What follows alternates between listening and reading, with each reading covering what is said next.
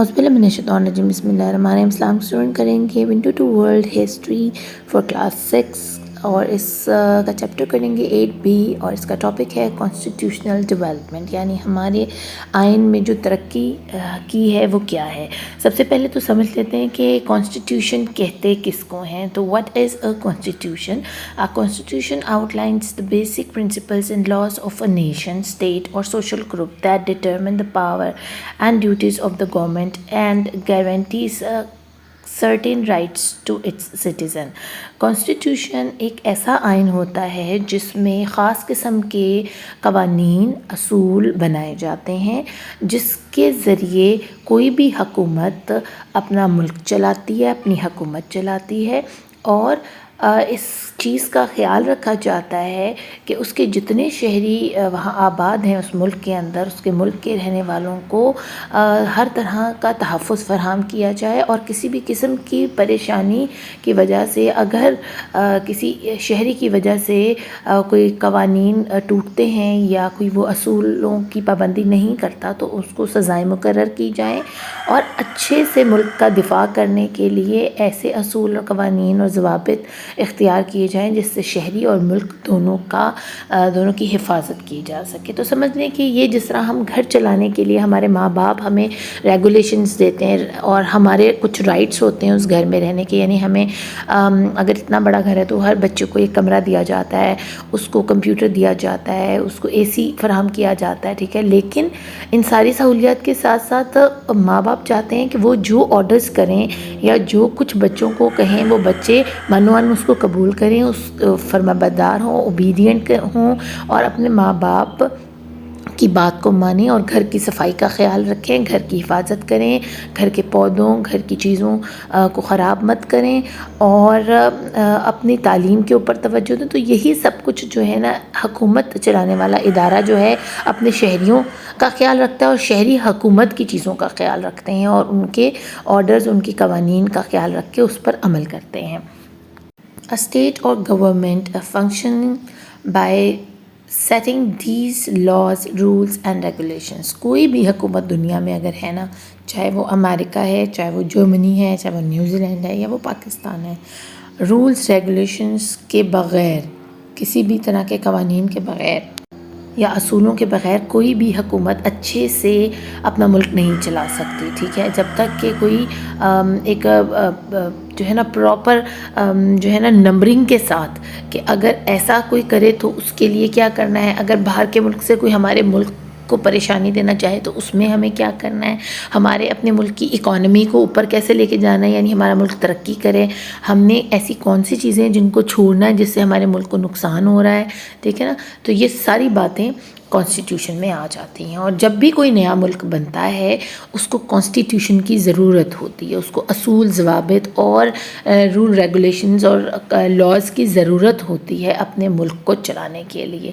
اگر ایسی بات نہیں ہوگی تو جس کا جو دل چاہے گا پھر وہ کرے گا اس ملک کے اندر، ٹھیک ہے نا. تو اس طرح ملک سٹیبل نہیں رہ سکتا. Initial constitutional arrangements. After the independence of Pakistan, the Government of India Act 1935 was amended and adopted as the temporary constitution of Pakistan and a federal system was installed in the country. اب جب پاکستان آزاد ہوا، ایک نیا ملک بنا، تو آپ کو پتہ ہے نئے ملک کو کانسٹیٹیوشن کی، آئین کی ضرورت ہوتی ہے، ان رولز، ریگولیشنز اور لاز کی ضرورت ہوتی ہے تاکہ وہ اپنے ملک کو ترقی کی راہوں پر لے کر جا سکے، وہ ملک حفاظت میں رہے، اس ملک میں کوئی شر پسندی نہ ہو یا کوئی کسی قسم کی پریشانی نہ ہو. تو اس کو پراپر طریقے سے چلانے کے لیے اس ملک کو کانسٹیٹیوشن کی ضرورت تھی. اب کیونکہ ملک نیا نیا بنا تھا، ہمارے پاس اتنے لوگ نہیں تھے جو پراپر طریقے سے سیٹ کر سکتے اس بات کو کہ ہم نے اس ملک کو کیسے چلانا ہے. ہم نے ملک لیا تھا اللہ اور رسول کے نام پر، ٹھیک ہے، یعنی ہم چاہتے تھے کہ ہم اللہ اور رسول کی دی گئی تعلیمات کے اوپر عمل کر کے اپنی زندگیاں ایسی جگہ ہو ہمیں ملے جہاں ہم اپنی زندگیاں قرآن کے مطابق، آپ صلی اللہ علیہ وسلم کی سنت کے مطابق اور اللہ کے حکم کے مطابق گزار سکیں. یہی وجہ تھی نا کہ ہم نے انڈیا سے اپنے آپ کو الگ کرنے کے لیے یہ تحریک چلائی، تحریک پاکستان چلائی، تاکہ ہمیں بھائی ایک ایسا ملک دے دو جہاں ہم اللہ کے بتائے ہوئے راستوں پر عمل کر سکیں، آپ صلی اللہ علیہ وسلم کی سنت پر عمل کر سکیں، کیونکہ انڈیا میں رہتے ہوئے ہمیں بہت پریشانی تھی. وہ لوگ بتوں کو پوجنے والے ہیں، ہم لوگ ایک اللہ کو ماننے والے ہیں. ان کی اور ہماری ڈفرینسز بہت زیادہ ہیں، چاہے وہ کپڑے ہوں، چاہے وہ رسم و رواج ہوں، چاہے وہ حلال حرام ہوں. تو ہم اور وہ ایک ساتھ نہیں رہ پائے. ہزاروں سال، کئی سو سال ایک ساتھ بر صغیر میں رہنے کے باوجود بھی ہم آپس میں گھل مل نہیں سکے، جس کی وجہ سے ہم نے پاکستان ایک الگ ملک کی ڈیمانڈ کی اور ایک الگ ملک حاصل کیا. اب جب ہم نے نیا ملک بنا لیا تو اب اس کو چلانے کے لیے ہمیں آئین کی ضرورت تھی، کیونکہ ہمارے پاس اس وقت کوئی آئین موجود نہیں تھا. ہمارے پر اچانک سے یہ ساری چیزیں ہمارے ساتھ ہوئی تھیں. تو جو انڈیا میں آئین تھا نا ان لوگوں کا 1935 میں ہم جو آئین منظور ہوا تھا مسلمانوں کے لیے انڈیا میں رہتے ہوئے، تو اسی آئین کو پاکستان میں تھوڑی سی تبدیلی کے ساتھ اپنا لیا گیا. ٹھیک ہے، اور کہا کہ ٹھیک ہے ابھی ہم اسی آئین کو لے کر چلتے ہیں جو اس میں رولز ریگولیشنز اور لاز لکھے ہوئے ہیں، اور اس میں تھوڑی سی تبدیلی کریں، کیونکہ وہ انڈیا کے مطابق لکھے ہوئے تھے. اب ہم اس کو پاکستان کے مطابق تھوڑا سا ٹھیک کر لیتے ہیں. جیسے اگر آپ کی بڑی بہن کا سوٹ ہے اور یا بڑے بھائی کا سوٹ ہے اور وہ بہت اچھا آپ کو لگتا تھا، تو آپ کیا کریں گے کہ وہ آپ کے سائز کو پورا نہیں ہے تو آپ اس کو آلٹر کر لیں گے، اپنے سائز جیسا کر لیں گے، لیکن پورا تبدیل نہیں کریں گے. یعنی تھوڑی سی اس میں چینجنگ کر کے آپ وہ سوٹ پہن سکتے ہیں، ویئر آؤٹ کر سکتے ہیں. تو اسی طرح ہی ہم نے وہ آئین ہمیں کافی حد تک بہتر لگ رہا تھا، تو ہم نے اسی آئین کو اپنے پاکستان کے اندر لاگو کر دیا. ٹھیک ہے، لیکن تھوڑی سی تبدیلی کے ساتھ. اب آگے پڑھ لیتے ہیں. اس کے علاوہ ہماری فیڈرل جو سسٹم تھا نا، فیڈرل سسٹم ہوتا ہے وفاقی نظام. اس میں ایک حکومت ہوتی ہے اور وہ باقی صوبوں کو ایک آرڈر دے دیتی ہے اور کہتی ہے بھئی اب تم لوگ آزاد ہو، ہم نے جو آرڈر دیا اس کو اپلائی کرواؤ اپنے اپنے صوبے کے اندر، اس پر ان قوانین پر لوگوں سے عمل کرواؤ. اب تمہاری مرضی ہے کہ تم نے اس پر کس طرح عمل کروانا ہے. یعنی آزاد کر دیتی ہے اپنے صوبوں کو، لیکن خود اوپر بیٹھی رہتی ہے. جیسے ماں اپنے بڑے بچوں کو کہہ دیتی ہے کہ چھوٹے بہن بھائی کو پڑھاؤ، ٹھیک ہے نا، اور جیسے مرضی پڑھاؤ لیکن پڑھاؤ. تو اسی طرح وفاقی حکومت جو تھی، جو گورنرز تھی، جو ہماری فیڈرل گورنمنٹ تھی، اس نے سب لوگ جو ہمارے صوبے ہیں، جیسے پنجاب ہے، سندھ ہے، بلوچستان ہے اور KPK ہے، تو وہاں ان کو کہا کہ بھئی یہ ریگولیشنز اور یہ لاز اور یہ قوانین آپ عمل کروائیں اپنے اپنے علاقوں میں اپنے طریقوں سے. اس کی ایک ایگزامپل یہ بھی ہو سکتی ہے، جیسے کہ اب ایک ٹریفک سگنل ہے، ٹھیک ہے نا، اور میں نے اپنے 4 بچوں کو ٹریفک سگنل کے بارے میں بتا دیا ہے، اور میں نے ان کو کہا ہے کہ اب اس پر تم نے باقی چھوٹے بچوں کو جو ہے نا عمل کروانا ہے کہ جب ریڈ لائٹ آن ہوگی تو یہ رک جائیں، یلو لائٹ آن ہوگی تو یہ they get ready to move, اور جیسے ہی گرین لائٹ ہو تو یہ چلنا شروع کر دیں. اب میں نے ان 4 بچوں کو یہ بتا تو دیا، اور میں نے اس چیز کی ان کو فری ہینڈ دے دیا کہ بیٹا تم جس طرح مرضی اس سگنل کے اوپر بچوں کو روکو یا ان کو آگے جانے کے لیے بارے میں بتاؤ، یہ تمہاری مرضی ہے، لیکن جو میں کہہ رہی ہوں نا یہی ہونا چاہیے. لیکن اپنی مرضی سے تم چاہے ان کو پیار سے سمجھاؤ، چاہے غصے سے، چاہے ان کے اوپر جو ہے نا کوئی جرمانے لگاؤ یا فائن کرو یا ان کو کسی قسم کی کوئی سزا دو اگر وہ یہ رولز توڑتے ہیں. تو یہ وفاق کا کام تھا. یعنی وہ حکومت کو چلانے کے لیے صوبوں کو تو آزادی دے رہی تھی، لیکن خود بھی نگرانی کر رہی تھی کہ کہیں صوبے اپنے لوگوں کو جو ہے نا آزاد تو نہیں ایسی چھوڑ رہے، یعنی پابندی سے وہ عمل کروا رہے ہیں یا نہیں کروا رہے ان ریگولیشنز اور لاز کے اوپر. اب کانسٹیٹیوشن تو ہمیں مل گیا 1935 کا، اس کو کچھ امینڈ کر کے ہم نے تبدیلیاں کر کے الاؤ بھی کر دیا، لاگو بھی کر دیا.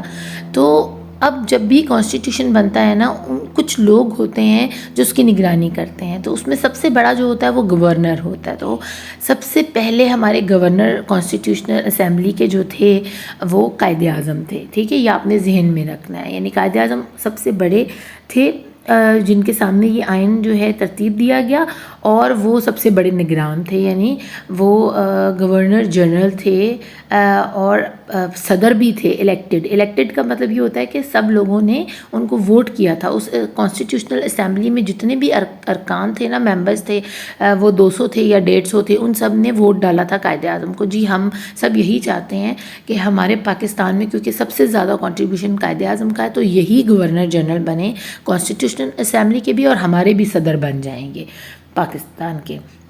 اس کانسٹیٹیوشن اسمبلی کے.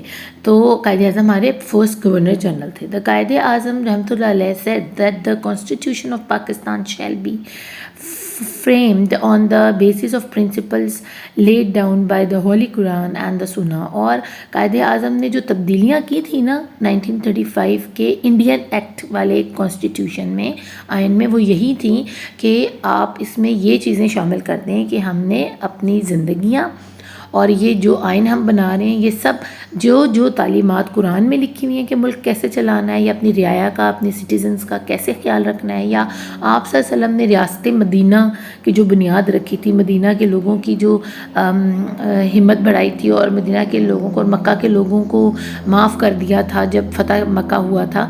تو وہ ساری باتیں ذہن میں رکھ کر ایک شریعت کے حساب سے، ایک اسلامک لاء کے تحت ہم نے یہ کانسٹیٹیوشن چلانا ہے، اور ہمارے ملک میں اسلام کا نفاذ کرنا ہے ہم نے، کیونکہ ہم نے اللہ اور رسول کی خاطر اس ملک کو حاصل کیا ہے، تاکہ ہمارے تمام سٹیزنز جو ہے نا ان کو ایک جیسی ایکویلٹی بیسس کے اوپر، میرٹ بیسس کے اوپر ان کو فائدے پہنچ سکیں، اور ایسا نہ ہو کہ مائنورٹیز کو تحفظ نہ ملے. مائنورٹیز کون ہیں؟ جیسے کرسچنس ہیں، ہندو ہیں، سکھ ہیں، یا اور کوئی ایسے غیر مسلم جو آپ کے پاکستان میں رہتے ہیں. اب انڈیا میں کیا تھا کہ مسلمانوں کو بالکل عزت نہیں کرتے تھے وہ لوگ، ٹھیک ہے، اور پھر وہ ان کی اپنی بھی جو کاسٹ سسٹم تھا نا ذات پات کا، اس میں وہ جو غریب لوگ تھے یا جو شودر وغیرہ تھے یا کم ذات تھے، ان کو کوئی جو ہے نا نوکریاں نہیں دی جاتی تھیں، ان کے بچوں کو پڑھنے نہیں دیا جاتا تھا. تو یہ ساری باتیں اگر اس کانسٹیٹیوشن میں رہتی تو ہم اللہ رسول کے بتائے ہوئے راستوں پر کیسے چل سکتے تھے. تو وہ چیزیں اس میں سے نکال دی گئیں، اور اس میں اللہ کی تعلیمات اور اللہ کے احکامات اور آپ صلی اللہ علیہ وسلم کی سنت کو شامل کیا گیا، اور آپ صلی اللہ علیہ وسلم کی وہ سارے اصول اور ضوابط اور رول ریگولیشنز اور لاز ڈالے گئے جو اسلامی شریعت میں تھے، ٹھیک ہے، یا جو ریاست مدینہ کی بنیاد تھے، وہی ہم نے اپنائے. Objective Resolution of 1949. On 12th March 1949, the first Prime Minister of Pakistan, Nawab Zada Liaquat Ali Khan, presented the Objective Resolution in the Constitution Assembly of Pakistan. اب پاکستان بننے کے 2 سال کے بعد، کیونکہ 1935 کا جو ایکٹ ہے جو کے مطابق جو کانسٹیٹیوشن کا آئین تھا، اس کو ہم نے اڈاپٹ کرنا تھا، اور اس کے لیے لوگوں سے رائے پوچھی گئی جو کہ گورنمنٹ کے لوگ تھے. تو ہمارے پرائم منسٹر جو تھے نا، کیونکہ ہمارے first governor general constitution assembly کے جنہوں نے آئین بنانا تھا، اس کے صدر اور گورنر جنرل قائد اعظم تھے، ٹھیک ہے نا. انہوں نے فیصلہ کرنا تھا کہ پاکستان کو کیسے چلانا ہے. اب انہوں نے لوگوں کو کہا کہ جی ہم 1935 کا ایکٹ ہی، کانسٹیٹیوشن ہی لے کر چلنا چاہتے ہیں ابھی، جب تک کہ ہمارا نیا آئین تیار نہیں ہو جاتا. کیونکہ ایک ملک میں، ایک گھر میں، نئے گھر میں ایک بندہ آتا ہے نا، تو وہ آہستہ آہستہ رہنا شروع کرتا ہے، پھر اس کو گھر کے بارے میں پتہ چلتا ہے کہ ہمیں اس کو کیسے لے کے چلنا ہے، کہاں کس چیز کو، کس دیوار کو ٹھیک کروانے کی ضرورت ہے، یا پودے لگانے کی ضرورت ہے، یا سفیدی کی ضرورت ہے، یا کوئی لاک یا کوئی لائٹ یا بٹن خراب تو نہیں ہے، یا ہماری الماریاں پوری ہیں، یا ہمیں کمروں میں الماریاں بنوانی ہیں، ٹھیک ہے نا. تو کسی جگہ میں رہیں تھوڑی دن، پھر آپ کو پتہ چلتا ہے اس جگہ کی خامی کا اور خوبی کا، ٹھیک ہے. تو اب قائد اعظم نے یہ کہا کہ ہم 1935 کا جو انڈیا کا آئین ہے ہم اسی کو چلاتے ہیں، لیکن اس میں تبدیلیاں کرنی ہیں، اور اسلام کو اور آپ صلی اللہ علیہ وسلم کی سنت کو اور قرآن کو سامنے رکھ کے تبدیلیاں کرنی ہیں. تو جب انہوں نے لوگوں کو کہا تو جو پرائم منسٹر تھے، جیسے کہ ابھی شہباز شریف پاکستان کے پرائم منسٹر ہیں، اس وقت پاکستان کے پرائم منسٹر نواب زادہ لیاقت علی خان تھے. تو انہوں نے قائد اعظم کی اس بات پر پھر ایک قرارداد پیش کی، جن میں مقصد، اس قرارداد میں سارے مقصد یہ شامل کیے گئے کہ ہمیں آئین میں اب کیا تبدیلیاں کرنی ہیں قائد اعظم کے کہنے پر. اور اب یہ جو تبدیلیاں وہ لے کر آئے تھے نا بتانے کے لیے کانسٹیٹیوشن اسمبلی میں، وہ کس دن لے کر آئے تھے؟ 12 مارچ تھی، اور 1949 یعنی پاکستان کے بننے کے 2 سال بعد کی بات ہے یہ. The document contained the guiding principle on which the new state of Pakistan was to be run. اب ان کے پاس جو ڈاکیومنٹ تھا نا، جس میں سارے رولز لکھے ہوئے تھے کہ پاکستان میں یہ ایسے ایسے ہونا چاہیے اور ایسے ایسے نہیں ہونا چاہیے، ٹھیک ہے. تو وہ اپنی نیو اسٹیٹ، نئے پاکستان کے لیے وہ ڈاکیومنٹ لے کر آئے تھے کہ ہم نے پاکستان کو کیسے چلانا ہے. These guiding principles became the framework for the Constitution of Pakistan. اب جو ہم نے اپنا نیا آئین بنانا تھا نا، سمجھ لو کہ یہ اس کے مین پوائنٹس ہی تھے. یعنی اگر ہم نے کوئی چیز بنانی ہے تو ہم پہلے اس کا ڈھانچہ بناتے ہیں. اگر کسی نے نیا گھر بنانا ہے تو اس کی بنیادیں بنائی جاتی ہیں, اس کا فریم ورک بنایا جاتا ہے کہ یہاں پر کچن ہونا چاہیے, یہاں ڈرائنگ روم, یہاں لابی, یہاں پر کوریڈور ہوگا, یہاں بیڈ رومز ہوں گے, ٹھیک ہے نا, یہ ٹیرس ہوگا. تو یہ کیا ہے, ایک فریم ہم ایک کاغذ کے اوپر بناتے ہیں کہ ہمیں اس طرح کا گھر چاہیے, ٹھیک ہے نا. تو پھر آگے سے جو آرکیٹیکچر ہوتا ہے وہ آپ کو اس گھر کا پورا ڈیزائن بنا کے دیتا ہے. تو اسی قسم کا یہ فریم ورک تھا ہمارے نئے کانسٹیٹیوشن کے لیے, جو کہ اب ہم نے بنانا تھا کچھ سالوں کے بعد, ٹھیک ہے. تو یہ اس کی ابتدا ہو چکی ہوئی تھی. It said that the constitution would be made keeping in mind all the guiding principles of Islam and its basis would be the Holy Quran and the Sunnah. اور انہوں نے بھی اس بات پر زور دیا, اس ڈاکیومنٹ میں لکھا ہوا تھا کہ اب ہم جو بھی آئین بنائیں گے نا آنے والے سالوں میں, یا اگر یہ تبدیلی کر رہے ہیں 1935 کے کانسٹیٹیوشن میں جو انڈیا ایکٹ کے مطابق ہے, تو یہ بات ذہن میں رکھنی ہے کہ اس میں بالا تر کس کو رکھنا ہے, اللہ کے حکم کو, آپ صلی اللہ علیہ وسلم کی سنت حدیثوں کو, آپ صلی اللہ علیہ وسلم نے جو بھی اصول ضوابط بتائے ہمیں حکومت کرنے کے یا کوئی حکومت چلانے کے یا ملک چلانے کے, ہم نے اس کو نظر میں رکھنا ہے. اور اللہ کی وحدانیت اور ایک آپ صلی اللہ علیہ وسلم کا آخری رسول کو ماننا, خاتم النبیین کی, یہ ساری چیزیں جو نا ہم نے اس میں ایڈ کرنی ہیں. اب انہوں نے جو یہ قرارداد پیش کی تھی سب لوگوں نے پسند کی, اور پھر 9 سال تک ہمارا ملک انہی آبجیکٹیو ریزولوشن کے مطابق چلتا رہا. As the first constitution of Pakistan was made in 1956, جب تک 9 سالوں کے بعد یعنی 1949 سے انہوں نے یہ آبجیکٹیو پیش کیے تھے, پھر 9 سال تک ہم نے انہی کی بتائی ہوئی جو ڈاکیومنٹ تھا اس کے مطابق پاکستان کو چلایا, اور پھر 1956 میں اب ہم اس قابل ہو گئے تھے کہ ہم نے ایک نیا آئین تیار کر لیا تھا پاکستان کو چلانے کے لیے. سو ہمیں انڈیا کا جو آئین تھا نا 1935 والا, اس کی اب ضرورت نہیں رہ گئی تھی. اب ہمیں 9 سال ہو گئے تھے پاکستان میں رہتے ہوئے, اور اب ہمیں پتہ چل گیا تھا کہ ہم نے اپنے ملک کو کس طرح چلانا ہے. تو وہ ہمارا جو پہلا پاکستان کا آئین بنا نا, نیا آئین بنا, وہ 1956 میں بنا تھا.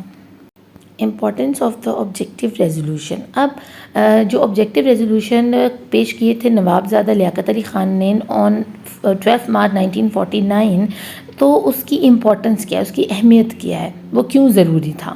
This resolution has special importance in the constitutional history of Pakistan. یہ آئین بنانے کی تاریخ جو ہے نا, ہمارے پاکستان کی تاریخ ہوتی ہے ہسٹری, ٹھیک ہے نا, میں ڈیٹ والی تاریخ کی بات نہیں کر رہی.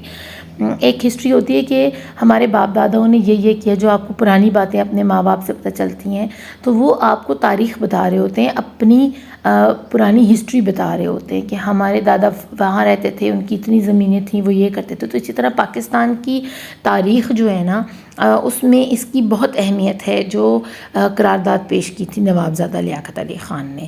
Pakistan became a declared Islamic country that has to be run according to the guidance provided by the Holy Quran and Sunnah. اور 9 سالوں میں ہم نے یہ پوری دنیا میں ثابت کر دیا تھا کہ ہم نے جو پاکستان لیا نا, وہ واقعی اسلامی اسٹیٹ بنانے کے لیے ہے, اور عمل کروایا جا رہا تھا ہر انسان سے, ہر طرح سے, کہ ہم قرآن پاک کی تعلیمات کے مطابق اور آپ صلی اللہ علیہ وسلم کی سنت کے مطابق پاکستان کو چلائیں. اور ہر شہری جو تھا نا, وہ اس پر عمل کر رہا تھا, اس آئین کے اوپر عمل کر رہا تھا.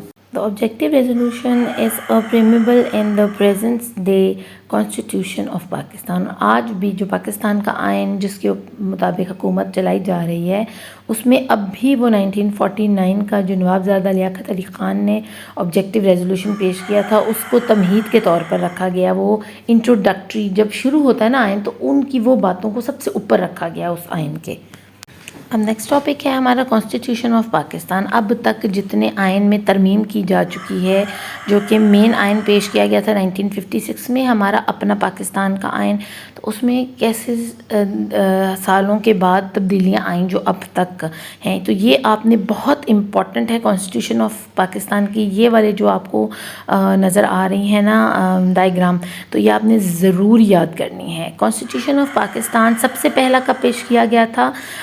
جاری کیا گیا تھا. پرومولگیٹڈ کا مطلب ہوتا ہے جاری ہونا, تو جاری کیا گیا یہ 1956 میں, اور تاریخ تھی 23 مارچ.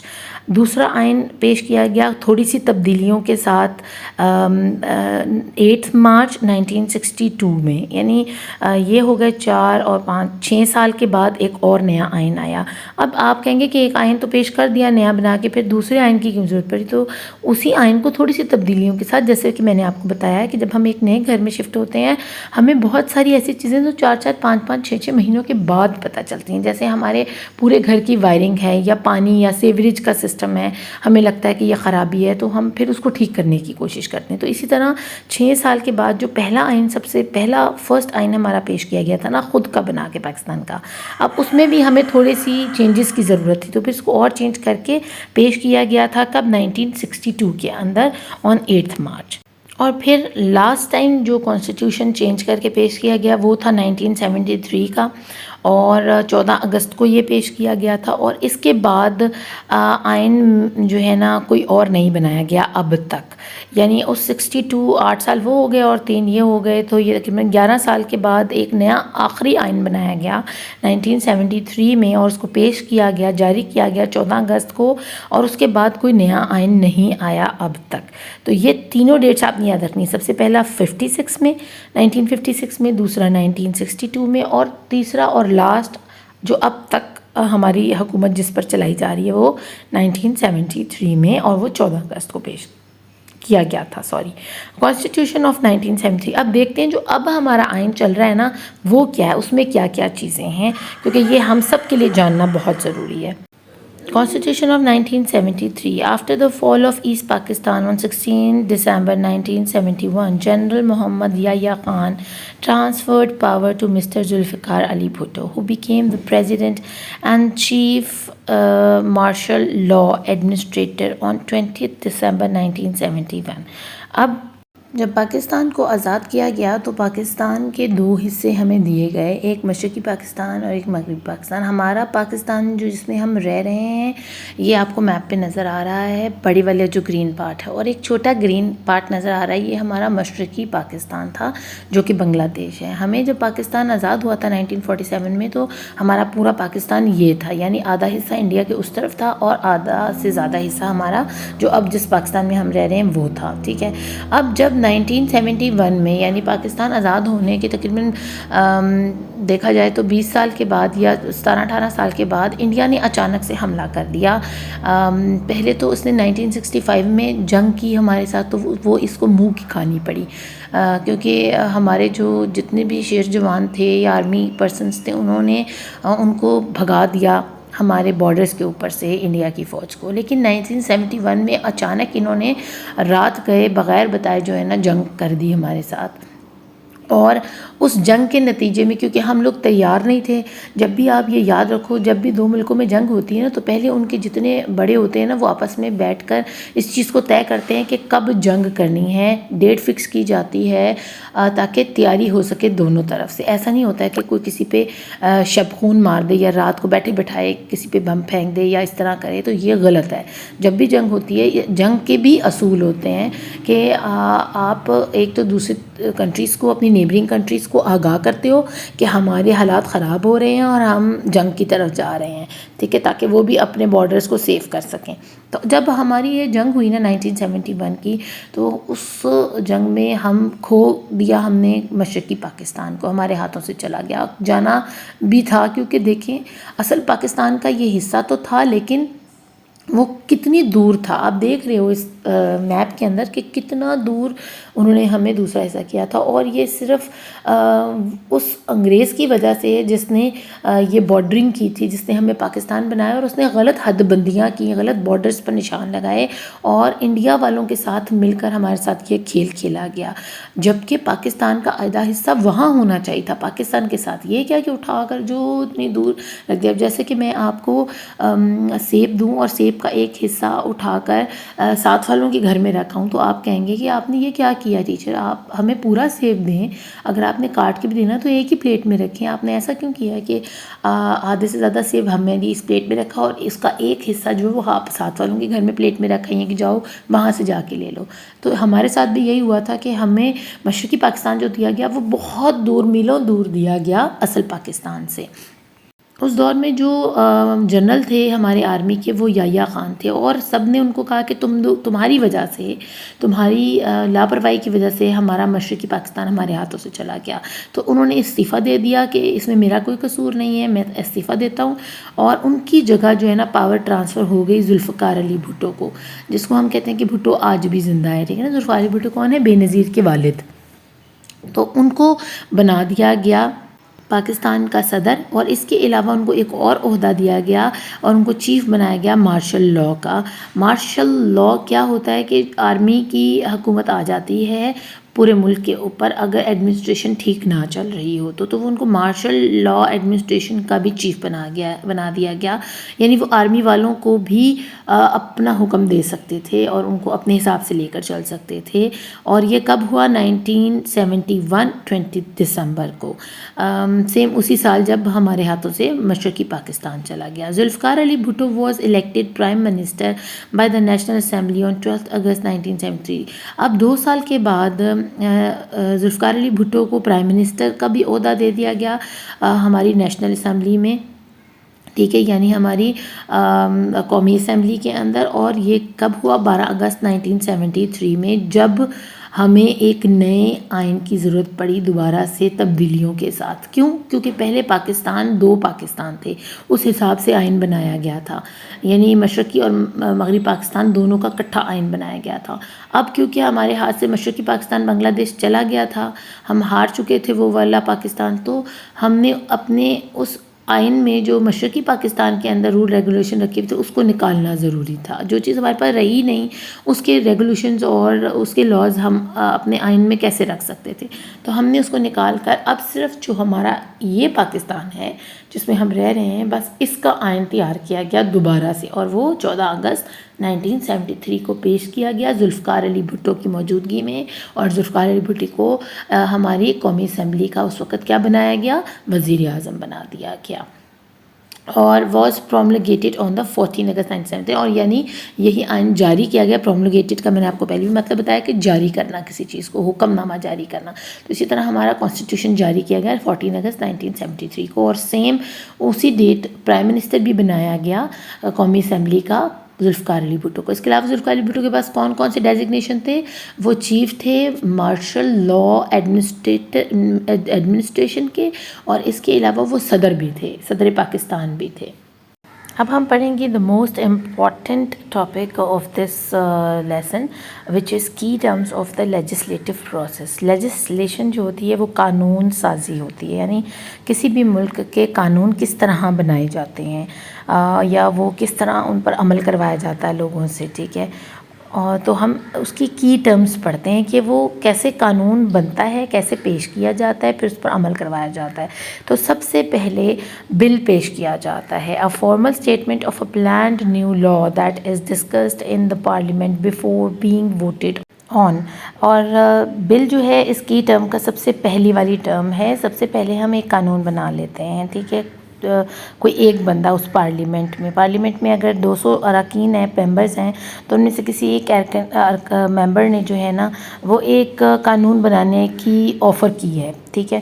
اور وہ قانون یہ ہے جیسے کہ میں ہوں اور میں کہتی ہوں میں اسی کانسٹیٹیوشن اسمبلی کا حصہ ہوں، ٹھیک ہے، اور میں ان کو کہتی ہوں کہ بچوں کو جو ہے نا جو 15 سال سے کم عمر کے بچے ہیں ان کو گھروں میں کام نہ کرنے دیا جائے، اس کا ایک قانون لائیں، اور کوئی بھی چاہے وہ امیر ہے یا غریب ہے اپنے گھر میں 15 سال سے کم عمر کے بچے کو نہیں رکھ سکتا، سوائے اس کے کہ وہ اس کے کھانے پینے کے ساتھ اس کی پڑھائی کا، اس کے قرآن پڑھنے کا، اس کے کپڑوں کا، اس کی خوراک کا اچھے سے خیال رکھے تو الاؤ ہوگا اس کو اپنے گھر میں، ایک جس طرح فیملی ممبر کی طرح کوئی کسی کو رکھتا ہے نا اپنے گھر میں تو وہ رکھ سکتا ہے، اور ساتھ وہ اس کو پے بھی کرے گا، ٹھیک ہے نا, اور اس کے اوپر ظلم نہیں ہوگا, اس کے ساتھ زیادتی نہیں ہوگی, اس سے اس کی ہمت سے زیادہ کام نہیں لیا جائے گا, اور ٹائمنگز رکھی جائیں گی اس کے لیے کہ وہ بھی کھیل سکے, آرام کر سکے.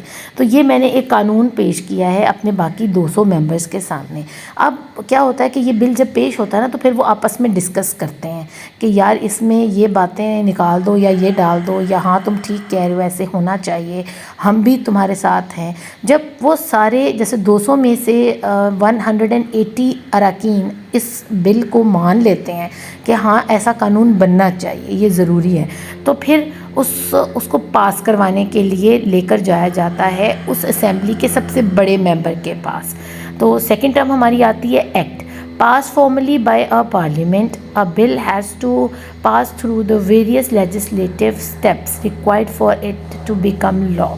اب اس بل کو پاس کروانے سے لے کر اس کو اپلائی کرانے تک, یعنی ہر گھر میں وہ قانون جو ہے نا لوگ سمجھ جائیں کہ جی یہ قانون بن چکا ہے, اگر ہم اس کی خلاف ورزی کریں گے تو ہمیں سزا ملے گی. تو ہر گھر تک پہنچانے سے پہلے اس کو کافی مراحل میں سے گزرنا پڑتا ہے, کہ کافی سٹیپس ہیں. اور ہم نے جب بل پیش کیا اس کے بعد وہاں کے لوگ بیٹھے ہوئے ووٹنگ کریں گے, ٹھیک ہے. جتنے زیادہ اس بل کو ووٹ ملیں گے وہ بل ایکٹ ہونے کے لیے, پاس ہونے کے لیے چلا جائے گا پارلیمنٹ کے اندر سب سے بڑے درجے کے لوگوں کے اوپر, جیسے صدر ہے یا وہاں کا کوئی چیف ہے, اس کے پاس ہو جائے گا سائن ہونے کے لیے کہ جی ہم سارے ممبرز یہ چاہتے ہیں, ووٹنگ ہو گئی ہے کہ ہم نے یہ قانون بنانا ہے اور آپ اس کو آئین میں شامل کر دیں. اب جیسے ہی بل ایکٹ کے پاس گیا اور سائن ہو گیا تو اب وہ کیا بن گیا, وہ بل نہیں رہا, وہ ایک قانون, ایک لا بن گیا. اور یہ ہے ہماری third term basic of legislative process کی. اب جب یہ بل لا کی شکل اختیار کر گیا, قانون کی شکل اختیار کر گیا ہے, تو لا ہوتا کیا ہے بیسکلی, ایک law is a system of rules that a country, society, government develops in order to deal with crime, business agreements and social relationship. اب جو بھی لا بنے گا, ضروری میں صرف بچوں کی بات کر رہی ہوں کہ بچوں کو کام نہیں چاہیے, اور بھی اس سے ریلیٹڈ جو بزنس ہے, یعنی بزنس میں کوئی کسی کو دھوکہ دے تو اس کے لیے کیا قانون ہے, اور اگر کوئی کسی کے گھر میں چوری کرے یا کوئی کسی کے ساتھ فراڈ کرے اس کے لیے کیا قانون ہے, یا اگر گھر میں آپ اپنی بہو بیٹی کے ساتھ کوئی ظلم کر رہے ہو تو اس کے لیے کیا قانون ہے. یعنی قانون بہت سارے ہیں. جب پہلے وہ بل کی شکل میں پیش کیے جاتے ہیں, پھر ممبرز اس کو پاس کرتے ہیں, پھر اس کے اوپر ایکٹ کیا جاتا ہے, یعنی ایکشن لیا جاتا ہے کہ جی اب اس کو قانون جو ہے نا اس کو قانونی حیثیت دی جائے, اس کو لا بنایا جائے. اب جب وہ لا بن گیا نا, پھر اس کو اپلائی کروانے کے لیے بھیجا جاتا ہے, اور اس سے پہلے اس میں اگر کوئی تھوڑی بہت تبدیلی کی ضرورت ہے, کمی پیشی کی ضرورت ہے, تو وہ بھی کی جاتی ہے. اب امینڈمنٹ کی طرف چلتے ہیں, اور یہ وہ چیز ہے, a change to a law either one that has already been passed or one that is still being discussed. اب امینڈمنٹ کسی بھی لا میں ہو سکتی ہے جو پہلے سے پیش کر دیا گیا اور وہ لوگ اس پر جو ہے نا عمل پیرا ہیں, جیسے کہ سگنل کے اوپر ٹریفک کو روکنا, یہ پہلے سے لا آ چکا ہوا ہے, ٹھیک ہے نا. اب سگنل پر کن کن لائٹس پر رکنا ہے, اس میں ہم امینڈمنٹ کر دیں, اگر ہم ان کے کلرز چینج کر دیں, یا ہم کوئی اور طرح کی آسانی دے دیں لوگوں کو, یا سخت کر دیں اس چیز کو, ٹھیک ہے نا. تو جو بھی تبدیلی ہم کریں گے نا, وہ چاہے پہلے پیش آ گیا ہوا ہے لا بن کے, یا ہم نے ابھی نیا بنایا ہے, دونوں میں ہم تبدیلیاں کر سکتے ہیں. یہ کوشن دیا ہوتا ہے انہوں نے کہ آپ ٹھیک ہے, اگر ایک لا پہلے سے چل رہا ہے, اگر آپ کو لگتا ہے کہ بہت سخت ہے یا بہت نرم ہے اور اس پر عمل لوگ نہیں کر رہے, تو اس کو مزید سخت کر دو تاکہ لوگ ڈریں, اور اس پر جرمانے لگا دو, تاکہ جیسے لوگ پہلے ٹیکس پے نہیں کیا کرتے تھے, اس پہ کوئی خاص جرمانہ نہیں تھا, لیکن اب کیا ہے, اب جیل کی سزا سنائی جاتی ہے, ان کو اریسٹ کرنے کا کہا جاتا ہے. تو اب لوگ ٹائم سے ٹیکسز پے کر رہے ہیں. اسی طرح پھر اب لا بنا دیا گیا ہے کہ جو بجلی کا بل ہر مہینے پے نہیں کرے گا اس کا کنیکشن کاٹ دیا جائے گا. پہلے کیا ہوتا تھا, لوگ 3 مہینے بجلی کے بل پے نہیں کرتے تھے, تو وابڈا ڈیفالٹ ہو رہا تھا. تو اب اس نے قانون کیا بنایا کہ جی اب ہر مہینے ہوگا, اور اگر نہیں ہوگا تو ہم کاٹ دیں گے ڈیو ڈیٹ کے بعد, ٹھیک ہے. تو امینڈمنٹ کیا ہوتی ہے کہ آپ کسی بھی جو بھی آپ نے قانون بنایا, چاہے وہ نیا ہے یا پرانا ہے, آپ اس میں تھوڑی سی تبدیلیاں کر سکتے ہو. اب آرڈیننس کیا ہے, ہماری سیکنڈ لاسٹ کی جو ہے میں بھی, ہاں جی بالکل, یہ ہماری سیکنڈ لاسٹ بنتی ہے. آرڈیننس جو ہے نا ہمارے لیجسلیٹو پروسیس کی آخری کی سیکنڈ لاسٹ کی ہے. law announced by a state or nation government without the consent of the legislature, such as far-raising revenue through new taxes or mobilization of resources during an emergency or threat. اب ordinance ایک ایسی چیز ہے جو بل کی طرح نہیں ہوتا، ٹھیک ہے نا. بل کیا ہوتا ہے؟ ہم پہلے ایک قانون بناتے ہیں، کوئی ایک بندہ اس کو پھر پارلیمنٹ میں پیش کرتا ہے، پھر ان سے ووٹنگ لی جاتی ہے، ووٹنگ کے بعد اس کو پاس کروایا جاتا ہے، پھر اس کو قانون بنا دیا جاتا ہے اور پھر اس کو اپلائی کروایا جاتا ہے لوگوں کے اوپر. لیکن آرڈیننس کیا ہے؟ یہ ایک طرح کا آرڈر ہے جو حکومت ایک دم سے لے لیتی ہے. جیسے کہ فیول پرائس کو انکریز کر دینا، جیسے ڈیزل کے ریٹ بڑھ جانا، اشیاء کے ریٹ بڑھ جانا، تاکہ ملک کو ایک دم کسی معاشی پریشانی آئی ہے نا، تو ہم اس معاشی پریشانی سے نکلنے کے لیے ملک کو پیسوں کی ضرورت ہے، فوراً اس کو پیسے چاہیے، تو وہ پیٹرول کے ریٹ بڑھا دیتی ہے حکومت. اور وہ اس کے لیے ان کو کانسنٹ لینے کی ضرورت نہیں ہے اس پارلیمنٹ کے ممبر سے، یعنی ان کو ووٹنگ کی ضرورت نہیں ہے حکومت کو، بس وہ حکومت کا آرڈر ہوتا ہے اور یہ تھوڑی دیر کے لیے ہوتا ہے، ٹھیک ہے نا. یعنی کچھ دنوں کے لیے یا کچھ مہینوں کے لیے ایسا کروایا جاتا ہے اور اس کے بعد اس کو پھر دوبارہ نارمل کر دیا جاتا ہے. اور اس پر عمل کرنا، اس آرڈیننس کے اوپر عمل کرنا ہر ایک شہری کے اوپر فرض قرار دے دیا جاتا ہے، کیونکہ ملک کو ریونیو چاہیے ہوتا ہے، پیسے چاہیے ہوتے ہیں، اور وہ نئے ٹیکسز بھی لگا دیتی ہے حکومت چیزوں کے اوپر، اور قیمتیں بھی بڑھا دیتی ہے اشیاء کی. تو اس پہ آپ جو ہے نا احتجاج نہیں کر سکتے، کیونکہ حکومت اس وقت ایمرجنسی میں ہوتی ہے، یا حکومت کو کوئی پریشانی لاحق ہوتی ہے، یا اس کے جو خزانہ ہے حکومت کا وہ خالی ہونے والا ہوتا ہے اور اس کو پیسوں کی ضرورت ہوتی ہے، تو پھر اس صورت میں وہ ایمرجنسی لگا کے آپ کے اوپر نیو ٹیکسز اور نیو جو ہے نا موبلائزیشن ریسورسز کرنے کے لیے وہ ایسی آرڈیننس جاری کرتے ہیں. اور آرڈیننس کے لیے ان کو کسی اجازت کی ضرورت نہیں ہوتی کہ وہ ممبرس کے پاس جائیں، ان کو کہیں کہ جی ہمارے خزانے خالی ہو گئے ہیں یا ہمیں ٹیکسز بڑھانے ہیں یا آپ ہمیں ووٹ کریں. نہیں، یہ ڈائریکٹ اپلائی کروایا جاتا ہے ایک رات میں ہی. اگلے دن آپ صبح اٹھیں گے تو آپ کو پتہ چلے گا پیٹرول کی قیمتیں اوپر چلی گئی ہیں یا ٹیکس لگا دیے گئے ہیں فلانی چیزوں کے اوپر. اب چلتے ہیں لاسٹ ہماری کی ٹرم میں، وچ از گورننس. گورننس ایک خاص ادارہ ہے جو کہ جب کوئی قانون آ جاتا ہے نا تو وہ اس کی رکھوالی کرتا ہے اور اس پر نظر رکھتا ہے کہ کیا سب لوگ سب جو ہمارے صوبے ہیں وہ اس قانون پر اپنے شہریوں سے عمل کروا رہے ہیں یا نہیں کروا رہے، یا وہ قانون اچھے سے لاگو کیا جا رہا ہے یا اس سے کوئی پریشانی بن رہی ہے، یا وہ سخت ہے یا وہ بہت نرم ہے. The way in which a country perform different task within rules and regulation, تو وہ گورننس ہوتی ہے. یعنی ملک میں کسی قسم کی بھی کسی چیز کی بھی بحالی کے لیے اور کسی چیز کی روک تھام کے لیے گورنمنٹ ایک گورننس ادارہ قائم کرتی ہے، جس کا کام یہی ہوتا ہے کہ وہ حکومت کی ساری چیزوں کے اوپر، سارے ٹاسک کے اوپر جو ہے نا نظر رکھے. The process of decision making and the way decision will be implemented is called governance. یعنی کوئی یہ فیصلہ لینا اور اس فیصلے پر ان سے عمل کروانا صوبوں سے، یہ گورنمنٹ کا کام ہوتا ہے. جیسے گھر میں ماں ہے، ٹھیک ہے نا، ماں آپ سمجھ لیں کہ گورننس ہے آپ کے گھر کی. باپ کیا ہے؟ آپ کی حکومت ہے، آپ کی جو ہے نا کیا کہہ سکتے ہیں، ہاں جی حکومت ہی بولیں گے، ٹھیک ہے. ہاں، کیونکہ باپ سب سے بڑا ہوتا ہے گھر میں اور اس کے بعد ماں کا درجہ آتا ہے. تو ماں کیا ہے؟ باپ نے آرڈرز دے دیے، حکومت کا کام ہے، یعنی ماں کا کام ہے بچوں سے وہ سب کچھ کروانا اور نظر رکھنا ان پر کہ حکومت مجھے اس چیز کے پیسے دے رہی ہے. یعنی میرا شوہر یا میرا بچوں کا باپ جو ہے نا مجھے خرچہ پانی دیتا ہے اور مجھے اس نے کچھ رولز اور ریگولیشنز بتائے ہوئے ہیں کہ بچوں سے میں نے وہ کروانے ہیں. یعنی ٹائم سے وہ کھانا کھائیں، ٹائم سے سوئیں، ٹائم سے کھیلیں، ٹائم سے ٹی وی دیکھیں، قرآن پڑھیں، ٹھیک ہے نا، اور بری حرکتوں سے دور رہیں، برے دوستوں سے دور رہیں، اور جو ہے نا اچھی چیزیں سیکھیں. تو یہ گورننس ماں کرتی ہے. تو اسی طرح ایک ادارہ گورنمنٹ کا ہے جو گورننس کرتا ہے، خاص طور پر اپنی حکومت کی لگائے گئے قوانین کی، اور ڈیسیجن میکنگ کرتا ہے اور ان پر عمل بھی کرواتا ہے تاکہ حکومت اچھے سے چلتی رہے سارے صوبوں کے اندر.